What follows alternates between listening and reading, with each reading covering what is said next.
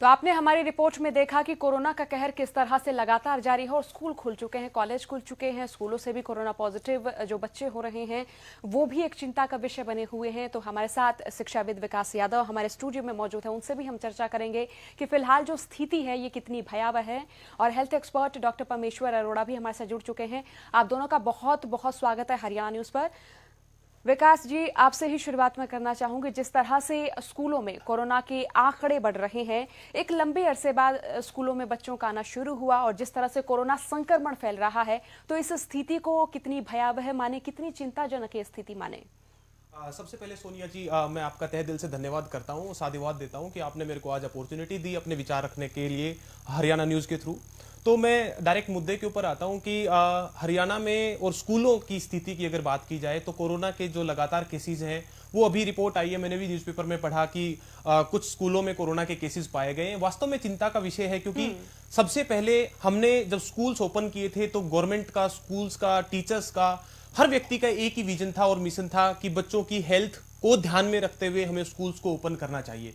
लेकिन यहां पर मैं कहीं ना कहीं मैं मानता हूं कि जितने भी स्कूल संचालक हैं या प्राइवेट स्कूल्स, गवर्नमेंट स्कूल्स की बात करूं, कहीं ना कहीं वो लोग इस चीज के लिए रिस्पॉन्सिबल हैं क्योंकि जैसे जैसे स्कूल्स खुलने स्टार्ट हुए, मैं काफी सारे स्कूल्स को जानता हूं, जब गवर्नमेंट ने ऑर्डर 9th to 12th खोलने के लिए दिए थे तो उन लोगों ने सेकंड क्लास से स्कूल कैसे ओपन कर दिए, ये मैं बात पूछना चाहता हूं। और मैं ये गवर्नमेंट को भी कहना चाहता हूं कि गवर्नमेंट ने इस चीज को सुनिश्चित क्यों नहीं किया जब आपने ऑर्डर्स हैं वो 9 से लेकर के 12th क्लास तक बच्चों को आने की अनुमति दी थी। जब आप सेकंड क्लास से, अब वो इसके बहुत सारे मुद्दे हो सकते हैं कि आपने सेकंड क्लास से बच्चों को क्यों बुलाया, हालांकि उनके लिए ऑनलाइन क्लासेस चल रही हैं। तो इसके लिए स्कूल संचालक रिस्पॉन्सिबल है कि जब बच्चे भीड़ नहीं बढ़ानी थी तो सेकंड क्लास से बच्चों को स्कूल में क्यों बुलाया गया है। हालांकि मैं ये मानता हूं कि ये नहीं पता कि समय कितना लंबा चलेगा, कोरोना कब तक आने वाला है, कब तक रहने वाला है। हमें सारे काम करने थे, हमें बच्चों की हेल्थ को ध्यान में रखते हुए बच्चों की पढ़ाई करानी थी, लेकिन वो सावधानियों के साथ करानी थी। मैंने भी काफी सारे स्कूल्स में जाकर के देखा है कि बच्चों ने 2-2, 3-3 बच्चों ने एक डेस्क के ऊपर बैठना स्टार्ट कर दिया, बिना मास्क बच्चे घूम रहे हैं। ये कहीं ना कहीं बहुत गलत है। स्कूल इसके लिए रिस्पॉन्सिबल होना चाहिए। और इसके साथ साथ मैं ये नहीं कहूंगा कि 100% स्कूल रिस्पॉन्सिबल है। आजकल शादियों का सीजन आ रहा है, बच्चे गांव में भी जाते हैं, हर जगह घूमते हैं, तो पेरेंट्स का भी ये दायित्व कहीं ना कहीं बनता है। अगर उनके बच्चे के अंदर कहीं ना कहीं उनको फीवर के सिम्टम्स दिख रहे हैं या कोई और सिम्टम्स नजर आ रहे हैं तो वो अपने बच्चे को ऐसे ही ना भेजें स्कूल की फीवर है जी, स्कूल चले जाओ। विकास जी, यहाँ सवाल ये भी उठता है कि जिस तरह से स्कूल खुले तो सरकार की ओर से इस तरह के प्रबंध नहीं किए गए कि वहां पर बच्चे आ सके, सोशल डिस्टेंसिंग का पालन हो सके, यानी कि हम ये कहें कि संसाधनों में बढ़ोतरी नहीं की गई। ये बात मैं आज मेरे हिसाब से 7वीं 8वीं बार आपके चैनल के थ्रू कह रहा हूं, सरकार का यहां पर स्कूल खोलने में कोई भी सहयोग नहीं किया गया है। प्राइवेट स्कूल जितनी भी अपनी मर्जी से कर रहे हैं वो अपने संसाधन जुटा करके कर रहे हैं, क्योंकि ये कहीं ना कहीं फैक्ट है कि प्राइवेट स्कूल्स को अगर बिल्कुल तह में जाया जाए तो प्राइवेट स्कूल्स को आज के टाइम पे रन करने के लिए उनके पास पैसा नहीं है। Ma'am, this is 100% true. मैं रिमोट के स्कूल्स की आज बात कर रहा हूं, तो वो कहीं ना कहीं फीस के चक्कर में ज्यादा बच्चों को स्कूल में बुला रहे हैं क्योंकि गवर्नमेंट स्कूल्स को सपोर्ट नहीं कर रहे हैं। मैं बहुत सारे टीचर्स को जानता हूं जिनकी बिल्कुल जॉब चली गई है। जो आदमी 10,000 15,000 रुपए सैलरी लेता था, आज उसको 2-5 हजार रुपए मिल रहा है या मिल ही नहीं रहा है, वो घर बैठ गया है। तो ऐसे में वो करे क्या? तो प्राइवेट स्कूल पैसा लेकर के कहां से आए? ना तो बैंक से कोई सपोर्ट है, ना गवर्नमेंट की तरफ से कोई सपोर्ट है। उसको अपना इंडिविजुअल सिस्टम रन करना है और देश के बच्चों को पढ़ाना है। देश के बच्चों का भविष्य प्राइवेट स्कूल्स के, गवर्नमेंट स्कूल्स के हाथ में है। तो गवर्नमेंट को यह सुनिश्चित करना चाहिए कि इस चीज को ध्यान में रखते हुए जितने भी आज के टाइम पे टीचर्स हैं, स्कूल्स हैं, बच्चे हैं, उन सभी का ख्याल किस तरीके से रखा जाए ताकि इस चीज को अच्छे तरीके से, सुनियोजित तरीके से आगे बढ़ाया जा सके। बिल्कुल। विकास जी, मेरा सवाल अब आपसे है कि जैसे कि हम शिक्षा की बात कर रहे हैं कि सरकार को शिक्षाविदों को क्या देना चाहिए या फिर स्कूलों को क्या देना चाहिए, स्कूलों में किस तरह का प्रबंध होना चाहिए, तो यहाँ सरकार की ओर से और क्या-क्या कदम उठाने चाहिए? देखिए सोनिया जी, ये बात मैं कई दफा यहाँ से कह चुका हूँ। सबसे बड़ी समस्या आज के टाइम पे जो स्कूल जूझ रहे हैं जिससे, वो बसेज है मैम, ट्रांसपोर्ट है। एक्चुअली ट्रांसपोर्ट में अब बच्चे कम आना स्टार्ट हो गए लेकिन ट्रांसपोर्ट पूरा चलता है। पूरा ट्रांसपोर्ट चलने की वजह से ट्रांसपोर्ट के खर्चे एज इट इज रह गए हैं। आज तक स्कूल्स ने ट्रांसपोर्ट के लिए कुछ भी चार्ज नहीं किया, लेकिन एकदम से उनकी ईएमआईज उनको पे करनी है, डीजल पे करना है, ड्राइवर्स कंडक्टर्स की सैलरी पे करनी है।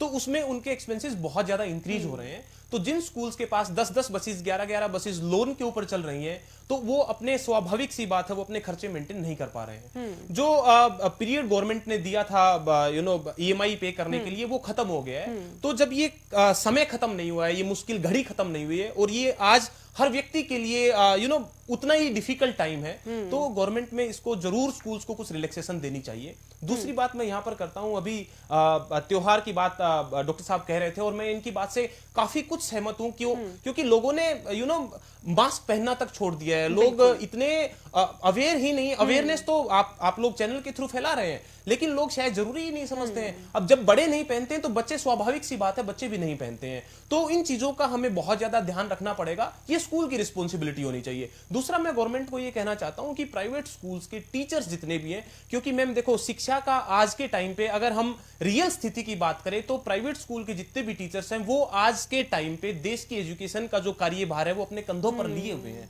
तो गवर्नमेंट को आगे आना चाहिए, क्योंकि ये हमारे देश के बच्चे हैं, हमारे राष्ट्र के बच्चे हैं। हमारा देश का नाम, हमारे राष्ट्र का नाम इन बच्चों ने आगे लेकर के जाना है, और उनको पढ़ाने का काम हमारे टीचर्स कर रहे हैं। उन टीचर्स का घर चले, वो भी सुख शांति से रह पाए, क्योंकि आज के टाइम पे हर चीज ओपन हो गई। हर व्यक्ति को कहीं ना कहीं से इनकम थोड़ी बहुत आने लगी है, लेकिन टीचर आज उलझ कर रह गया है, जिसका गवर्नमेंट को कोई भी सपोर्ट नहीं है। तो मेरी इतनी निवेदन है गवर्नमेंट से कि स्कूल्स को लोन की व्यवस्था कराई जाए, इंटरेस्ट फ्री व्यवस्था कराई जाए, ताकि टीचर्स को कहीं ना किसी तरीके से सैलरी दी जाए। पेरेंट्स इस चीज में थोड़ा सा आगे आए। अगर स्कूल्स को गवर्नमेंट को ओपन करना है, ये डिसीजन गवर्नमेंट के पास है, आज हमारे पास नहीं है। अगर ओपन करना है तो स्कूल्स इस चीज में सहयोग करें, पेरेंट्स इस चीज में सहयोग करें, ताकि शिक्षा व्यवस्था को पैरेलली आगे बढ़ाया जा सके।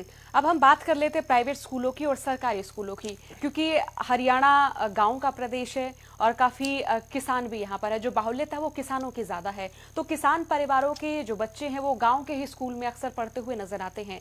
जो केस रेवाड़ी से भी सामने आई वो भी सरकारी स्कूल से सामने आई, जींद जिले से जो केस सामने आई वो भी सरकारी स्कूल से सामने आई। तो क्या यहाँ पर सरकारी स्कूलों के जो शिक्षक हैं उनको और ज्यादा हिदायत देने की आवश्यकता यहाँ पर महसूस की जा रही है, या फिर ये कहें कि सरकार की ओर से जितनी भी गाइडलाइंस हैं वो सरकारी स्कूलों में ज्यादा सीरियसली तरीके से लागू करनी चाहिए? डेफिनेटली मैम, ये बिल्कुल सरकारी स्कूल्स में ज्यादा सीरियसली लागू करनी चाहिए। मैं आपको बता देता हूं, सरकारी स्कूल में बच्चे बहुत कम आते, टीचर्स के पास काम, बहुत फैमिली आईडी बनाने में व्यस्त हैं। उनका ध्यान शिक्षा के ऊपर नहीं है। ये गवर्नमेंट इस चीज के लिए रिस्पॉन्सिबल है। मैं आज आपके चैनल के थ्रू यहां से कहना चाहता हूं, बच्चों को कोई नहीं संभाल रहा है। अभी पीछे गवर्नमेंट ने फरमान जारी किया कि सरकारी स्कूल के जितने भी टीचर्स हैं उनके कोरोना टेस्ट तो फ्री में होंगे, प्राइवेट स्कूल के जितने भी टीचर्स हैं उनको 1600 रुपए पे कर देंगे। आज मैं आपसे पूछना चाहता हूं, आप ये गाइडलाइंस निकाल करके क्या सिद्ध करना चाहते हैं? इसका मतलब एजुकेशन आपकी प्रायोरिटी में ही नहीं है। जब एजुकेशन किसी भी गवर्नमेंट की प्रायोरिटी नहीं हो सकती, तो आप और हम उससे क्या अंदाजा लगा सकते हैं? आज गवर्नमेंट स्कूल्स को गवर्नमेंट को ये ध्यान रखने की जरूरत है, चाहे वो गवर्नमेंट स्कूल है चाहे वो प्राइवेट स्कूल है, बच्चे हमारे हैं, हमारे देश के हैं। तो उनकी गवर्नमेंट स्कूल्स के टीचर्स को ये इंस्ट्रक्शन क्लियरली होनी चाहिए कि आपको किन किन चीजों का, क्योंकि मैम देखो, गवर्नमेंट स्कूल्स में बच्चे एक तो आते ही बहुत कम है, और जितने आते हैं वो सारे कोरोना पॉजिटिव हो गए। इसका मतलब स्कूल ने क्या मेजर्स उठाए उन चीजों को ठीक करने के लिए? अगर मैं आपको गवर्नमेंट से ये भी अपील करना चाहता हूं यहां से कि स्कूल्स में टीचर्स के और बच्चों के रेगुलर टेस्ट कराए जाएं, पेरेंट्स को रेगुलर अवेयरनेस पैदा की जाए कि बच्चों में अगर कहीं ना कहीं सिम्टम्स दिख रहे हैं तो ये स्कूल की भी रिस्पॉन्सिबिलिटी है, उस बच्चे की भी रिस्पॉन्सिबिलिटी है, और उस पेरेंट की भी रिस्पॉन्सिबिलिटी है कि वो उसको अपने घर पर रखे, उसको स्कूल्स में या पब्लिक प्लेटफॉर्म्स में ना भेजे। क्योंकि वो आ गया स्कूल, उसको चेक करेगा, बस में बैठ करके आ गया, हर जगह उसका टेम्परेचर मेजर नहीं किया जा सकता है। अब एक कंडक्टर को इतनी समझ नहीं है कि इसके अंदर क्या सिम्टम्स है, इसको रोकना चाहिए नहीं रोकना चाहिए। वो बस में बैठ के आएगा, वो स्कूल में भी घुसेगा, जब तक पता लगेगा तब तक ये चीजें फैल चुकी हैं। बिल्कुल डॉक्टर परमेश्वर, मेरा सवाल ये है कि इसका समाधान क्या नजर आ रहा है? लॉकडाउन के दौरान से ही हम कोरोना के समाधान पर चर्चा कर रहे हैं, लेकिन फिलहाल जो स्थिति नजर आ रही है, क्या स्थिति समाधान के अनुसार ही नजर आ रही है, या फिर ये कहें कि हम स्थिति तो बदलती रहेगी, चलती रहेगी, लेकिन हमारे पास कोई समाधान है ही नहीं? समाधान ढूंढे जाते हैं, उसके बाद जो हम प्रक्रिया अपनाते हैं या फिर जो तरीके अपनाते हैं वो भी लोग अमल में लाते हैं, लेकिन वो तरीके ठंडे पड़ते जाते हैं जिस तरह से आंकड़े बढ़ते जाते हैं। देखिए, एक चीज बहुत स्पष्टता से बताना चाहूंगा कि हमारे भारत की जो शिक्षा व्यवस्था है, जो शिक्षा तंत्र है, वो इतना कंजेस्टेड है कि वहां पर किसी भी तरह की फ्रीक्वेंट टेस्टिंग या प्रिकॉशनरी मेजर लेने की व्यवस्था बनाना ये प्रैक्टिकली इम्पॉसिबल है। इस तरह की किसी भी बात की चर्चा करना भी अपने आप में एक गलत स्टेप होगा। और आज जहां तक आर्थिक मजबूरी की बात है, हमें आर्थिक मजबूरी के चलते घर चलते रहे, समाज चलता रहे, हमें बाजार खोलने पड़े, हमें कुछ अब तो सिनेमा घर तक खोलने पड़ रहे हैं, तो वो सब ठीक है।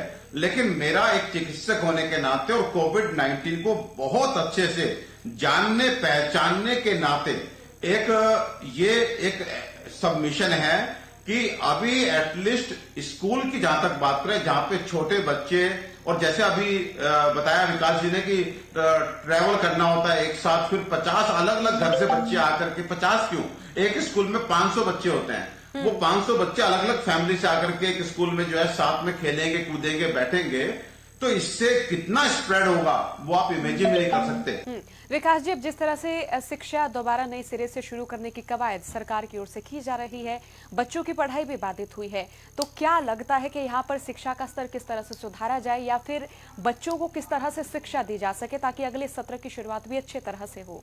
मैम, मैं डॉक्टर साहब की बात से, परमेश्वर अरोड़ा जी हैं, उनको काफ़ी बार मैं सुनता आया, उनकी बात से मैं कहीं ना कहीं सहमत हूँ।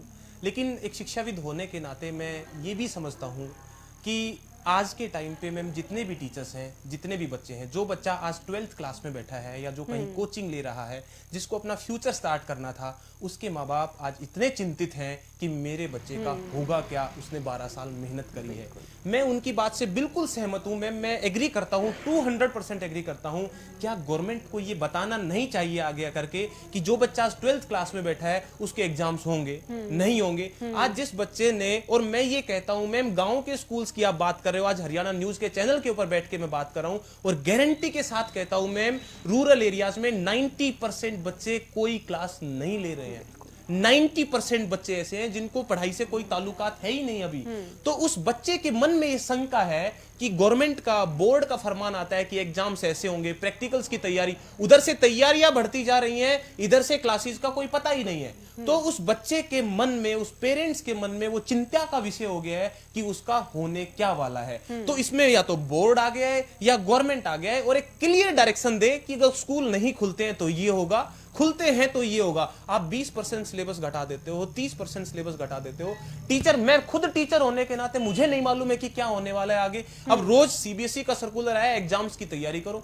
एग्जाम्स की तैयारी कैसे करें? जिस बच्चे ने आज तक 2 यूनिट नहीं पढ़ी है वो पेपर कैसे दे पाएगा? उस बच्चे की 12 साल की मेहनत आज ये सोच रही है कि मेरे को इधर जाना है या इधर जाना है। तो गवर्नमेंट को ये चीज बच्चों को क्लियर करनी पड़ेगी। स्कूल नहीं खोलना चाहते, पेंडेमिक है, सभी के साथ है, लेकिन इस चीज का कोई ना कोई सॉल्यूशन तो निकाल करके आप आगे ला करके रखो ना कि आपके साथ ये होगा, ताकि वो बच्चा चिंता फ्री रहे, वो पेरेंट चिंता फ्री रहे। जिसने, एक मजदूर ऐसा है जो बहुत दिन रात मेहनत करके अपने बच्चे की फीस भरी है, बहुत अच्छे स्कूल में फीस भरी है, और जब रिजल्ट देने का टाइम आया तो ये सिचुएशन अराइज हो गई, और जिसके बारे में वो श्योर नहीं है कि आगे होने क्या वाला है। तो गवर्नमेंट को आगे आना चाहिए, बोर्ड को आगे आना चाहिए, ये बताना चाहिए कि इस तरीके से चलेगा, इस तरीके से नहीं चलेगा, वो क्लियर इंस्ट्रक्शंस वहां से मिलने चाहिए। डॉक्टर परमेश्वर, आपका भी बहुत बहुत शुक्रिया कार्यक्रम में जुड़ने के लिए। विकास यादव जी, आपका भी बहुत बहुत शुक्रिया स्टूडियो में आने के लिए और